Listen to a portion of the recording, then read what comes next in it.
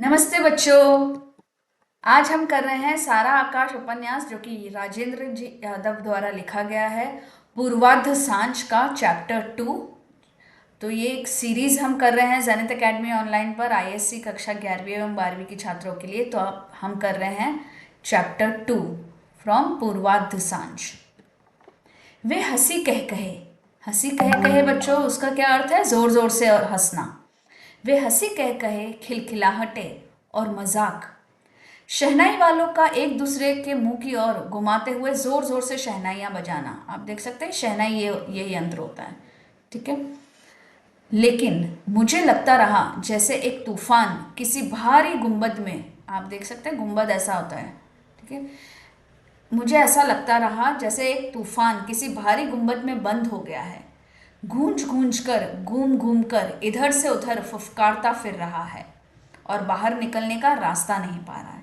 तो बच्चों ये वो सीन बता रहा है शादी का ऑथर कि सब हंसी कह के चल रहे थे, खिलखिलाहटें हो रही थी, शहनाई वाले एक दूसरे की मुंह की ओर घुमाते हुए शहनाइयाँ बजा रहे थे। लेकिन ऐसा लग रहा था, उसकी फीलिंग्स को वो बताते हुए कह रहा था जैसे गुंबद के अंदर, ठीक है, एक तूफान तूफान जब आता है, तेज हवा आती है तो गुंबद में क्या होता है, वो टकराते हैं चारों तरफ से और आवाज गूंजती है। तो गूंज गूंज कर, घूम घूम कर इधर से उधर फुफकारता फिर रहा है। वो जो तूफान की आवाजें आ रही है, फुफकारना फिर रहा है गुस्से से और बाहर निकलने का रास्ता नहीं पा रहा है। मालूम नहीं ये अच्छा हुआ या बुरा। सुहागरात आई और चली गई। सच ही मैं उससे नहीं बोला।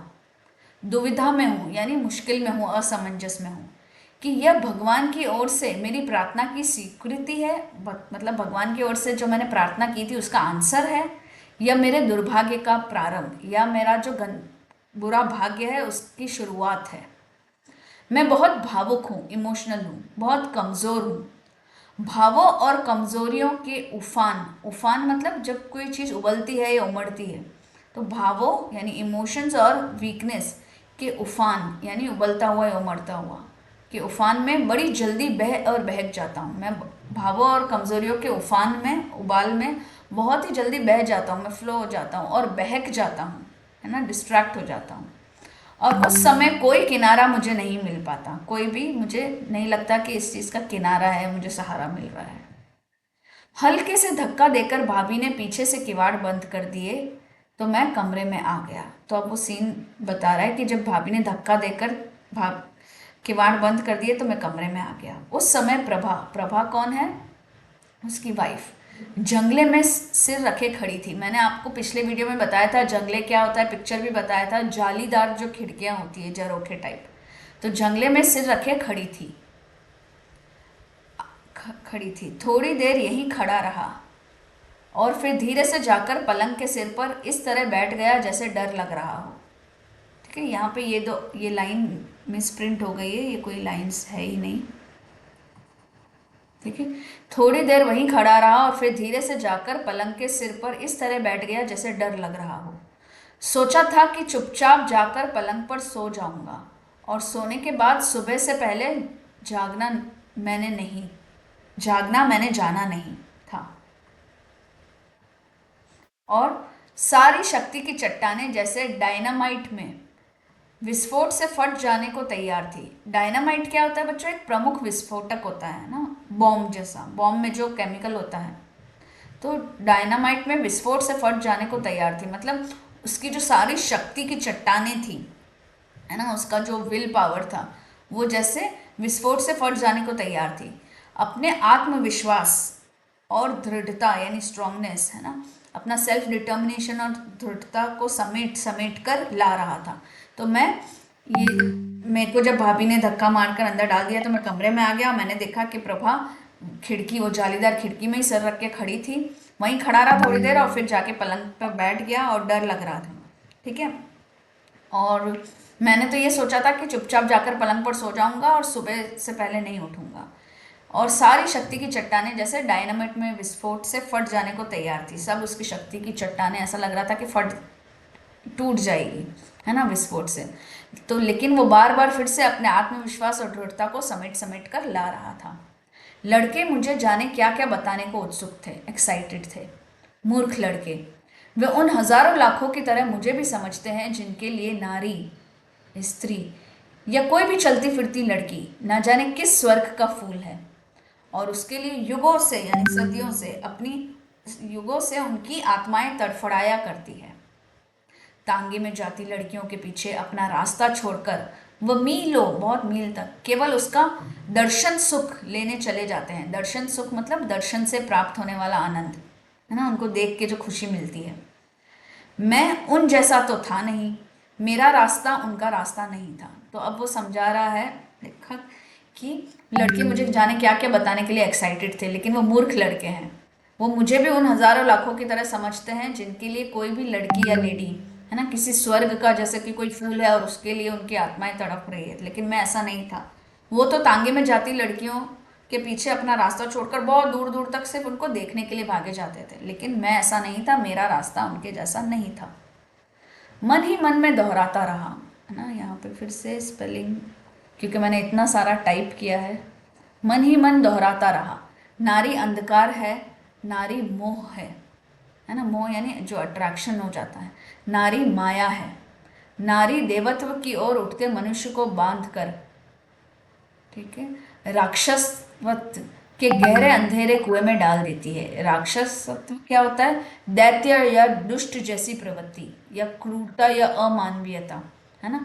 तो ये अब बार बार अपने क्या दोहरा रहा है कि नारी अंधकार है, नारी मोह है, नारी माया है एंड ऑल दैट, है ना। और नारी क्या करती है? को जो भी अगर मनुष्य अच्छा बन रहा होता है, देवत्व की ओर जा रहा होता है, वहां से उसको बांधकर राक्षसवत की गहरे कुएं में डाल देती है। राक्षस मतलब जिसकी अच्छी प्रवृत्ति नहीं हो, है ना, दैत्य या दुष्ट जैसी प्रवृत्ति, उसकी ओर उसको ढकेल देती है। ये ऐसा उसका मानना था और ये बार बार उसी को दोहरा रहा है। नारी पुरुष की सबसे बड़ी कमजोरी है। वो अपने आप को याद दिला रहा है ताकि वो इस चंगुल में ना फंस जाए। मेरा रास्ता हजारों लाखों लड़कों का रास्ता नहीं है। मैं चाहे जैसा लगूं, मैं उनसे हर तरह भिन्न हूँ, यानी अलग हूँ या डिफरेंट हूँ। मेरा भविष्य मेरे हाथों में है। मैं हर क्षण तलवार की धार पर चलता हूँ।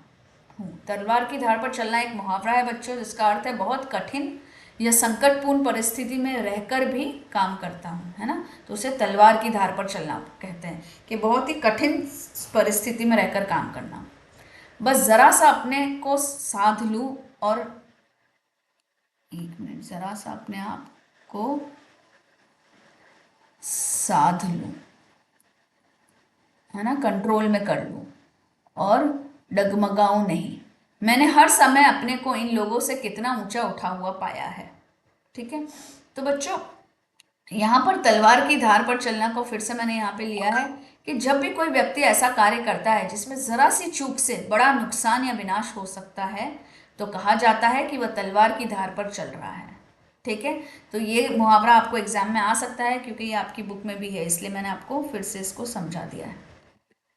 इस कमरे में आने से पहले मैं सोच रहा था कि जैसे सभी विवाहों में होता है ना, जैसे हर मैरिज में होता है, प्रभा लजीली, प्रभा कौन है? उसकी वाइफ, लजीली यानी शर्माने वाली या लज्जाशील, नववधु यानी नई दुल्हन की तरह गठरी बनी बैठी होगी। बच्चों, आपको पता है गठरी बनी होगी का क्या मतलब है? जब एकदम समेट के अपने आप को सिमट कर बैठते हैं तो ऐसा लगता है कि गठरी बन गई है। ठीक है। उसी साज सज्जा से मेरा स्वागत करने को तैयार होगी। वही तो एक क्षण है जब मुझे अपने आप को सावधान रखना होगा। लेकिन अब उसे देखकर मैं चौंक पड़ा। कपड़े तो जैसे विवाह में पहनाए जाते हैं वैसे ही रंग बिरंगे पहने थी, लेकिन मेरे खाट पर बैठ जाने पर, खाट यानी चारपाई या खटिया या बेड पर बैठ जाने पर भी वह यूं ही चुपचाप सामने के जंगले पर खड़ी रही, सामने खिड़की पर खड़ी रही। भीतर प्रवेश करते समय भाभी के साथ और भी मोहल्ले पड़ोस या रिश्तेदारी की जाने कौन कौन आपस में खुसर पुसर करती खत्म नहीं होती थी। भगवान जाने क्या कह रही थी, मैंने कुछ भी नहीं सुना था। तो अब वो सीन एक्सप्लेन कर रहा है फिर से। आई होप पूरा क्लियर है आपको। मैं आप रीड करती जा रही हूँ, सिर्फ टफ वर्ड्स आपको समझाती जाऊंगी। आई थिंक एकदम सेल्फ एक्सप्लेनेटरी है। इस समय तो कमरे के सन्नाटे में, सन्नाटे में यानी स्तब्धता या चुप्पी या मौन में, स्टूल पर रखे पंखे की भनभनाहट ही गूंज रही थी। ठीक है। अब बच्चों, यहाँ पे ये छत वाला पंखा नहीं है, स्टूल पे रखा हुआ टेबल फैन है। ठीक है। तो इतना सन्नाटा था कि पंखे, स्टूल पर रखे हुए पंखे की भनभनाहट गूंज रही थी। जब कभी पंखे की कोई पंखड़ी किसी तार से लग जाती है ना, तो ये टेबल फैन में कैसा होता है, ये पंखड़ी तार से लग जाती है तो खनखनाहट बज उठती। विवाह के अवसर पर बिजली पड़ोसी से उधार ले ली गई थी। मैं भरसक उपेक्षा और लापरवाही दिखाना चाहता था। भरसक यानी जितना मुझसे हो सके, यथाशक्ति, जहाँ तक हो सके, अपनी पूरी क्षमता से, मतलब बहुत ज़्यादा। मैं भरसक उपेक्षा और लापरवाही दिखाना चाहता था। उपेक्षा यानी उदासीनता या इनडिफरेंस, यानी उसको इग्नोर करना चाहता था बहुत। ठीक है। कल्पना कर रहा था, यानी मैं इमेजिन कर रहा था कि मेरी भावनाओं और शुद्धता और ऊंचाई के कारण मेरा चेहरा जगमगाते ज्योतिर्वलय से घिरा हुआ है। ठीक है। वो सोच रहा था कि क्योंकि मेरे इमोशंस और प्योरिटी, मेरी मेरी जो मन की शक्ति है, बहुत मैं प्योर भाव का हूँ। ठीक है। और ऊंचाई, वो अपने आप को बहुत दूसरों से अलग समझता था, दूसरे लड़कों से अलग समझता था। वो पढ़ा लिखा था, उसका एक सेल्फ डिटर्मिनेशन था कुछ कर दिखाने का। ठीक है। तो वो इमेजिन कर रहा था कि मेरी भावनाओं की शुद्धता और ऊंचाई के कारण मेरा चेहरा जगमगाते ज्योतिर्वलय, ज्योतिर्वलय कैसा होता है बेटा, ऐसा देखो, कभी भी स्ट्रीट लाइट लग रही होती है तो एक प्रकाश का घेरा बना हुआ होता है ना, तो ऐसा उससे वो ऐसा इमेजिन कर रहा था, है ना, कि मेरी भावना और शुद्धता और ऊंचाई के कारण मेरा चेहरा जगमगाते ज्योतिर्विलय से घिरा हुआ है, ऐसी रोशनी मेरे आसपास है। ठीक है। तो सूर्य या दीपक के चारों ओर दिखने वाला प्रकाश का गोला वृत्त ज्योतिर्विलय कहलाता है। कुछ देर बाद जरा सा कौतूहल भी हुआ। कौतूहल हुआ मतलब क्यूरियोसिटी हुई उसको, या मानसिक अनिश्चितता जैसे कहते हैं, चिंता हुई कि कहीं सो तो नहीं गई, वो खड़ी खड़ी वहां सो तो नहीं गई है। लेकिन मेरे पलंग पर बैठते ही उसने जरा सा सिर उठाकर देखा और जैसे कुछ हुआ ही ना हो इस तरह फिर सिर वहीं टिका दिया। मैं बुद्धू की तरह बैठा बैठा पंखे को देखता रहा। अब क्या करूं? धीरे से पलंग पर आड़ा ही लेट गया, यानी हॉरिजॉन्टल ही लेट गया, खड़ा जैसे बोलते हैं। सिर दीवार के सहारे उठा था। क्षण के पीछे क्षण फिसलते रहे, मतलब पल पल फिसलता रहा, टाइम आगे बढ़ता रहा। मुझे आशंका हो रही थी, यानी डाउट हो रहा था या संदेह हो रहा था कि अभी मेरी इस कठोरता पर वह फूट फूट कर रो उठेगी। मतलब उसको ऐसा लग रहा था कि शायद अभी मेरी इस कठोरता पर वह फूट फूट कर रो जाएगी।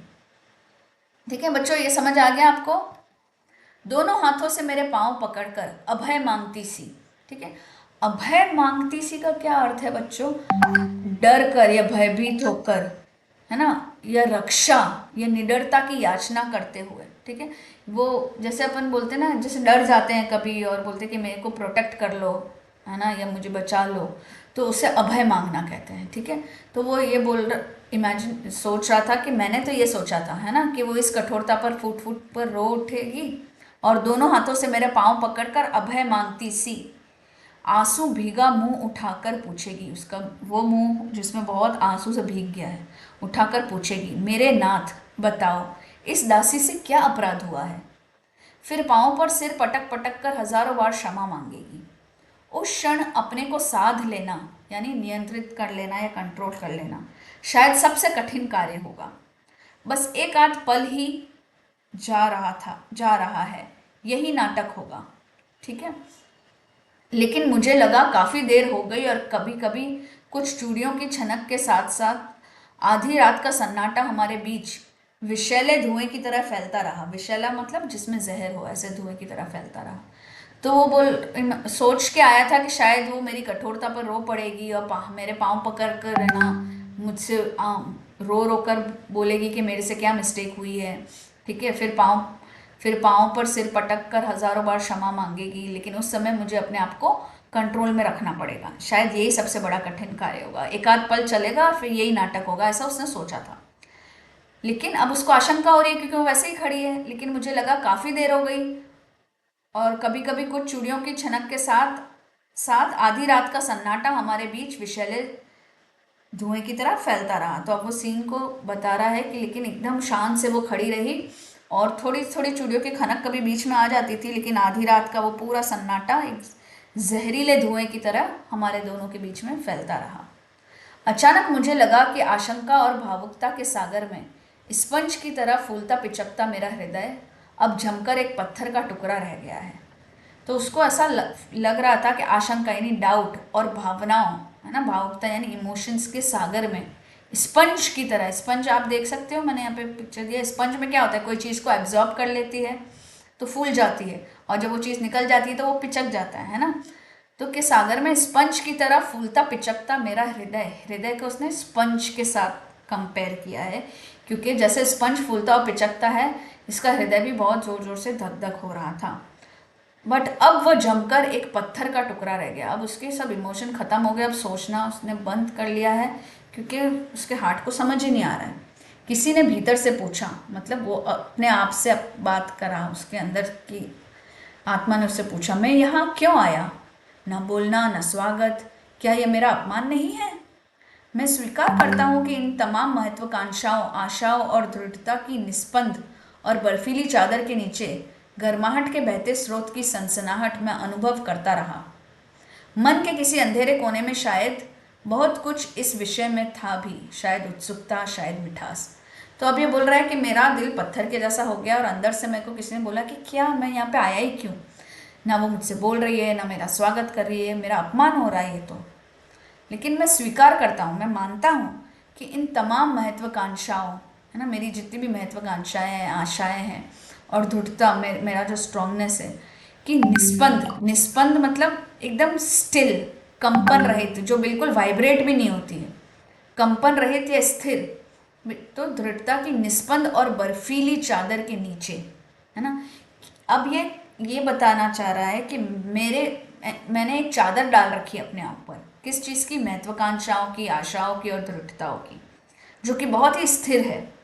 लेकिन इस चादर के नीचे भी, है ना, इमोशंस तो है ही, वो ह्यूमन बीइंग तो है ही, गर्माहट के बहते स्रोत, स्रोत मतलब जो सोर्स होता है, जल प्रवाह होती है ना, गर्माहट के बहते स्रोत की सनसनाहट मैं अनुभव करता रहा। उसके जो इमोशंस थे, उसका जब ब्लड फ्लो हो रहा था हार्ट में, है ना, आखिर वो है तो इंसान। तो ऊपर से चाहे वो कितना भी स्ट्रांग अपने आप को दिखा रहा था, लेकिन उसके अंदर गर्माहट का एक स्रोत बह रहा था, जिससे उसकी सनसनाहट से को वो फील कर पा रहा था। मन के किसी अंधेरे कोने में, एकदम मन के कोई अंधेरे कोने में, उसको ये एक्साइटमेंट तो था ही कि कभी मेरी शादी होगी, एक फीमेल मेरे पास होगी, है ना, मेरी सुहाग रात होगी। तो किसी अंधेरे कोने में शायद बहुत कुछ इस विषय में था भी, है ना, शायद वो अब एडमिट कर रहा है कि मेरे दिल में इस विषय में शायद अंधेरे कोने में कुछ था, शायद एक्साइटमेंट, उत्सुकता, या शायद मिठास। अपनी इस ऊपरी सारी दृढ़ता के साथ यह भय भी मुझे था कि कहीं पीछे बहते गर्म खून का ये स्रोत प्रचंड ग्लेशियर की तरह फूट ना पड़े और फिर उसके बहाव में मैं खो जाऊं। प्रचंड मतलब अति उग्र, बहुत ही जो तीव्र होता है। और ग्लेशियर क्या होता है? देखो बच्चों, यहाँ पे ग्लेशियर मैंने बना के रखा है। ग्लेशियर का हिंदी में अर्थ हिमनद होता है, हिमानी या तुषार नदी। तो ये बर्फ या हिम, चट्टानों और तलछट का एक विशाल पिंड होता है, जो गुरुत्वाकर्षण यानी ग्रेविटी के कारण धीरे धीरे जमीन पर खिसकता है। तो ये एक बड़ा सा माउंटेन टाइप होता है ना, और अट्रैक्शन, ग्रेविटी के कारण ये टूट टूट कर खिसकता है, जिससे जिससे पानी और बर्फ के टुकड़े बनते हैं, ठीक है, उसे ग्लेशियर कहते हैं। तो ये अपने आप को बोल रहा है कि मेरी ऊपरी दृढ़ता के साथ उसको ये भी डर था अंदर आने के पहले कि कहीं पीछे बहते गर्म खून का ये स्रोत प्रचंड ग्लेशियर की तरह फूट ना पड़े और फिर मैं उसके बहाव में खो जाऊं, है ना। ऑब्वियसली अगर वो ह्यूमन बीइंग है, एक मेल है, तो हो सकता था उसे ये डर था कि मेरा ये अब चाहे मैं ऊपर से ढका हुआ हूँ, चाहे मेरा दृढ़ संकल्प है ना, लेकिन इसके नीचे कहीं ना कहीं एक गर्म खून बह रहा है, तो कहीं ये ग्लेशियर की तरह फूट ना पड़े और मैं इसके बहाव में कहीं खो ना जाऊं। जैसे सनसनाता हुआ तीर खच से अपने लक्ष्य में आकर धंस जाए, है ना, तेज आता हुआ तीर, तीर तो आपको पता ही है, एरो, खच से अपने लक्ष्य में आकर धंस जाए। इसी तरह मुझे लगा जैसे मेरे भीतर कोई चीज सन्ना कर टकराई। कि क्या था? अपमान। जैसे तीर एकदम खच से अपने लक्ष्य में आकर धंस जाता है, वैसे ही उसको लगा कि उसके भीतर कोई चीज सन्ना कर टकराई, जो कि है अपमान। यह मेरा अपमान है। भीतर बहती तरल खून की धार, तरल यानी जो बहती है, बहने वाला पदार्थ, द्रव। अब यहाँ पे इसको तरल खून की धार मतलब वो चंचल या अस्थिर भी कह सकते हैं, क्योंकि वो बहता रहता है। खून की धार पल भर में जमकर बर्फ बन गई। मैं यहाँ आया ही क्यों? आज के दिन कहीं और नहीं जा सकता था? घर वाले जरा से परेशान ही तो होते ना। तो अब जब ये सब हुआ, वो उसको अपमान फील हुआ, तो वो बोल रहा है कि उसके अंदर बहती तरल खून की धार है ना, अस्थिर या चंचल खून की धार पल भर में जमकर बर्फ बन गई, मतलब कड़क हो गया। अब उसको बहुत अपमानित फील हो रहा है और वो बोल रहा है कि मैं यहाँ आया ही क्यों, खाली कहीं चला जाता, खाली थोड़े से परेशान ही होते घर वाले। हमारे घर के लोग बेपढ़े हैं मतलब अनपढ़ है, जो पढ़े लिखे नहीं हैं, और यह मैट्रिक तक पढ़ी है। और ये जो उसकी वाइफ है उसके बारे में वो बोल रहा है कि वो 10th तक पढ़ी है ना। शायद यही गुमान इसे हो गया है, यानी घमंड हो गया है। निश्चय ही यह अपने को बहुत समझती है, यानी अपने आप को बहुत बड़ा समझती है। वह यूं ही खड़ी रही और मैं गुस्से से उठकर सीधे बैठ गया। बेशर्म, यही आजकल की शिक्षा है, न किसी का लिहाज न हया। लिहाज मतलब अदब या संकोच। समझती है दूसरे लड़कों की तरह मैं इसे मनाऊंगा, खुशामद करूंगा।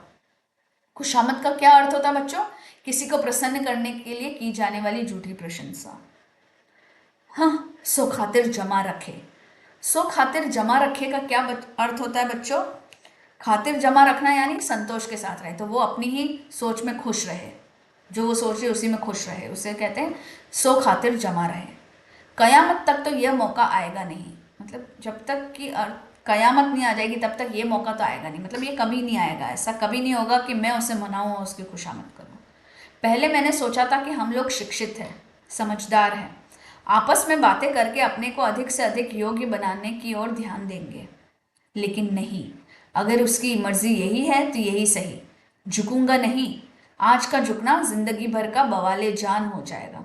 तो वो बोल रहा है कि कयामत तक तो ऐसा होगा नहीं, अगर उसे ऐसा लग रहा है कि मैं उसे मनाऊंगा या खुशामद करूंगा, सो खातिर जमा रहे, तो वो अपनी अपनी चीज अपनी सोच में संतुष्ट रहे। ठीक है, पहले उसने सोचा था कि हम दोनों ही शिक्षित है, समझदार है, तो आपस में हम बात कर लेंगे कि अपने आप को एक दूसरे को अधिक से अधिक योग्य बनाने की ओर ध्यान देंगे, लेकिन नहीं, ये तो ऐसे इतरा के खड़ी हुई है। अगर उसकी ऐसी मर्जी है तो ऐसा ही सही, लेकिन मैं झुकूंगा नहीं। आज का झुकना, अगर मैं आज झुक गया तो जिंदगी भर का बवाले जान हो जाएगा। बवाले जान मतलब भारी कष्ट का कारण या परेशानी, अत्यधिक दुख का कारण हो जाएगा।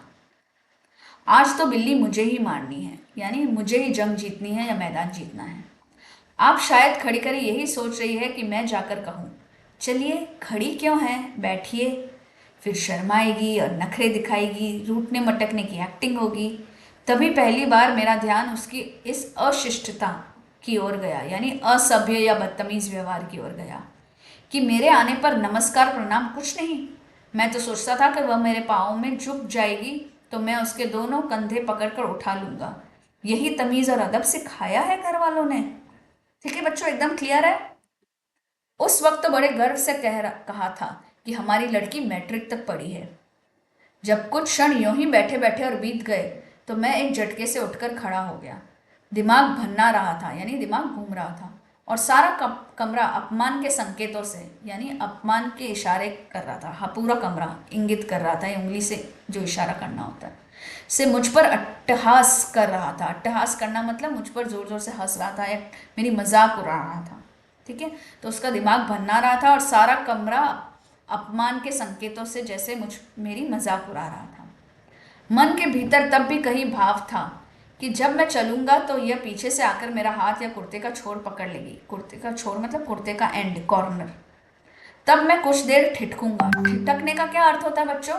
जब भी हम संकोचवश या सहम कर आगे बढ़ने या कोई काम करने से रुक जाते हैं, है ना, चलते चलते जब हम रुक जाते हैं उसे ठिठकना कहते हैं। तो तब मैं कुछ देर ठिठकूंगा और उसे क्षमा कर देने के विषय पर विचार करूंगा। लेकिन जब खड़े होकर 2-4 कदम दरवाजे की ओर चल भी लिया और उसने ऐसा कोई भाव नहीं दिखाया तो मेरे आत्मसम्मान का पेट्रोल कुंड भग भगाकर जल उठा।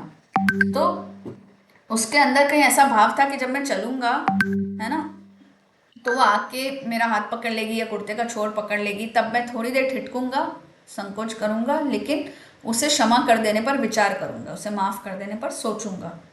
लेकिन जब मैं थोड़ा आगे चल भी लिया और वो तो भी उसने कोई ऐसा नहीं भाव दिखाया, तब तो क्या हुआ, मेरा जो आत्मसम्मान था, जो सेल्फ रिस्पेक्ट था, उसका पेट्रोल कुंड।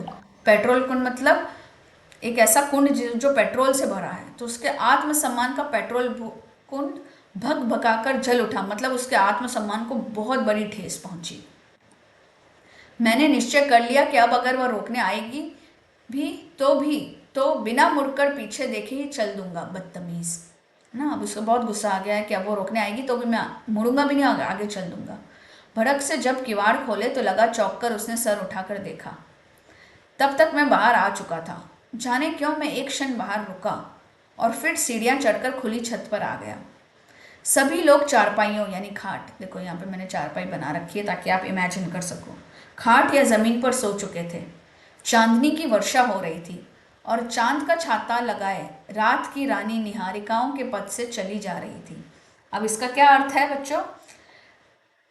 देखो, चांदनी की वर्षा हो रही थी मतलब बहुत चांदनी रात थी और चांद का छाता लगाए है ना, रात की रानी निहारिकाओं के पथ से चली जा रही थी मतलब आकाश में चांद की उजली रोशनी ऐसे बिखर रही थी जैसे चांदनी की वर्षा हो रही हो। उसी उजाले में रात की रानी, जो कि एक सुगंधित फूल है, और यहाँ उसे एक सुंदर स्त्री या रात की सुंदरता का प्रतीक भी कहा जा सकता है। ठीक है, तो ये जो रात की रानी है ये निहारिकाओं, निहारिका क्या होता है बच्चों? आकाश गंगाओं, है ना, आकाश गंगा यानी गैलेक्सीज, है ना। तो आकाश गंगाओं या कोमल धुंध जैसी रेखाओं, गैलेक्सी की जो लाइंस अपन को दिखती है आसमान में, तो उस निहारिकाओं के रास्ते पर ऐसे चल रही थी जैसे उसने चांद का छाता तान रखा हो। समझ आ गया? ये बहुत इंपॉर्टेंट लाइंस है, इस पर क्वेश्चन आ सकता है, इसलिए मैंने इसका पूरा मीनिंग लिखा है। मैंने कुछ भी नहीं देखा और एक कोने में नंगी धरती पर पड़कर अपने आप से लड़ने लगा। तो यह वो सीन बता रहा है रात का, और मैंने ये कुछ भी नहीं देखा और एक कोरी जमीन पर पड़ गया और अपने आप से लड़ने लगा।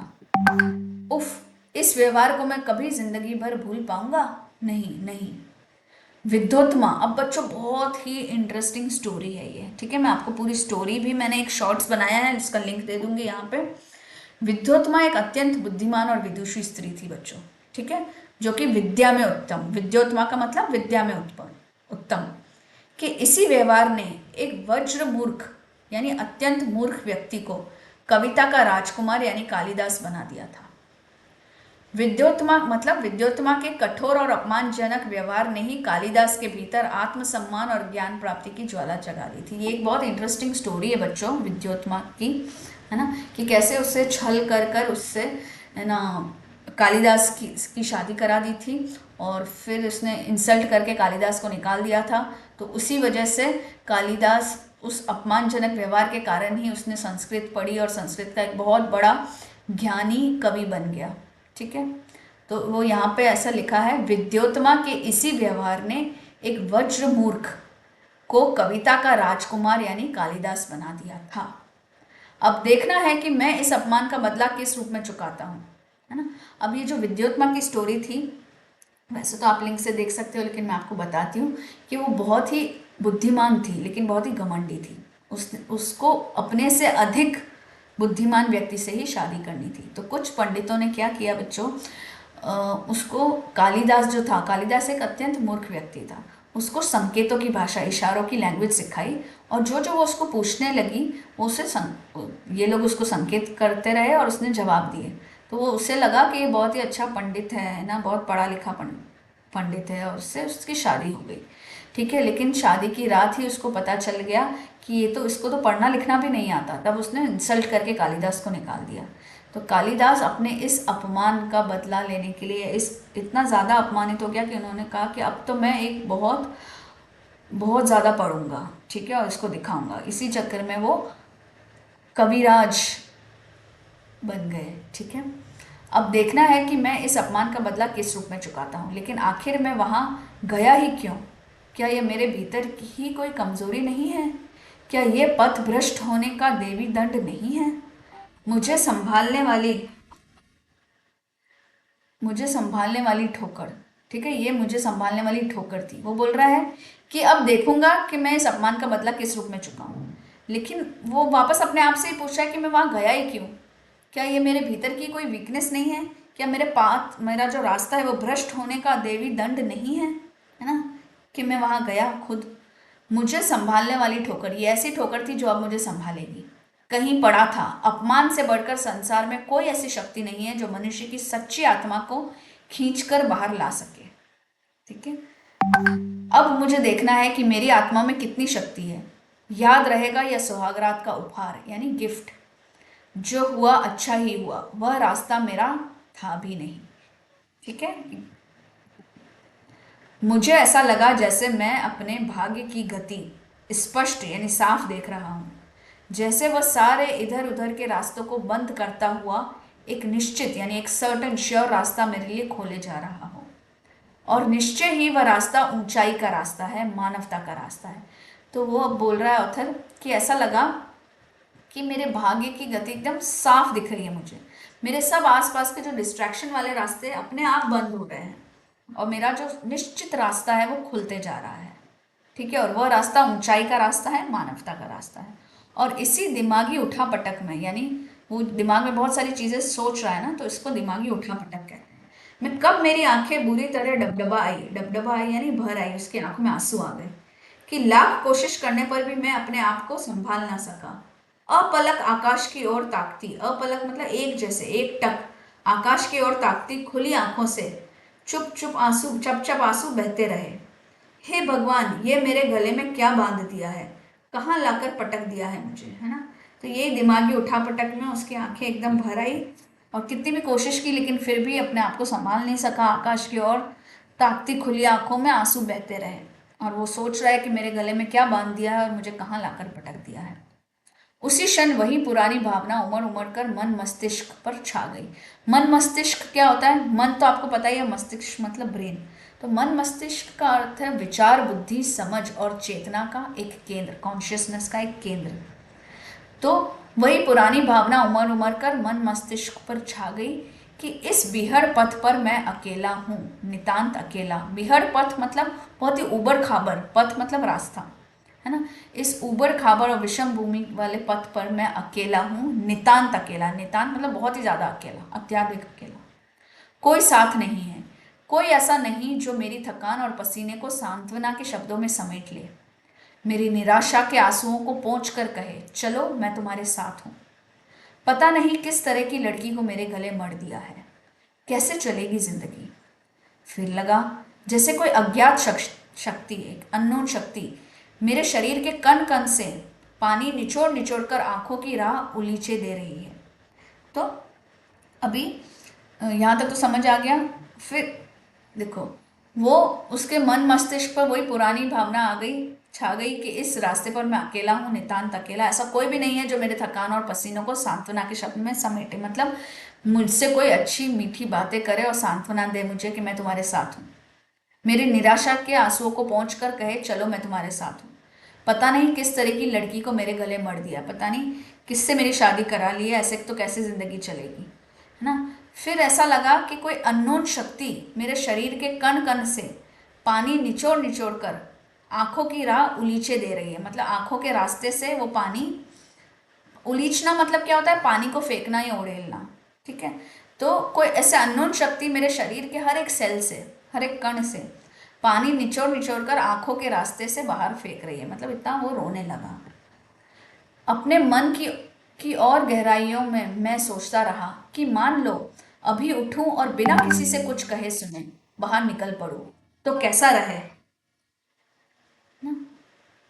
कहीं चला जाऊंगा, कलकत्ता, बम्बई या हरिद्वार, भागो भागो, है ना। तो वो अपने मन की गहराई में सोच लो कि मान लो कि सोच रहा है कि मान लो मैं अभी उठूं और बिना किसी से कुछ कहे सुने बाहर निकल पड़ूं तो कैसा रहे ना। मैं भाग जाऊं, उसे भागने का मन हो रहा है। कहीं चला जाऊंगा, कलकत्ता, मुंबई या हरिद्वार, भागो भागो। उसके मन में वो, उसके मन से उसका कॉन्शियस उसको कह रहा है। धुआं, अंगारों और भाप की भट्टी यानी फर्नेस अंगीठी में पर मैं रात भर भुनता और उबलता रहा, यानी रोस्ट होता रहा और बॉईल होता रहा। तो उसके अंदर अब ये सब इमोशंस चल रहे हैं, धुआं, अंगारों और भाप। धुआं तो आपको पता ही है, अंगार मतलब शोले और भाप या मतलब स्टीम। तो उसकी भट्टी में यानी फर्नेस में, अंगीठी में पर मैं रात भर भुनता और उबलता रहा। तो बच्चों इसी तरह आपका पार्ट 2 कंप्लीट होता है। मैंने बहुत कोशिश की कि आपको डिटेल में हर एक वर्ड का मतलब समझाते रहूं। जल्दी ही मैं इसके क्वेश्चन आंसर्स के साथ भी आऊँगी। आप चैनल को सब्सक्राइब करना ना भूलिए, बेल आइकन को भी टैप कर दीजिए ताकि आपको पार्ट 3 यानी चैप्टर 3 भी तुरंत मिल जाए मैं जैसे ही अपलोड करूँ। All the best for exams, bye bye.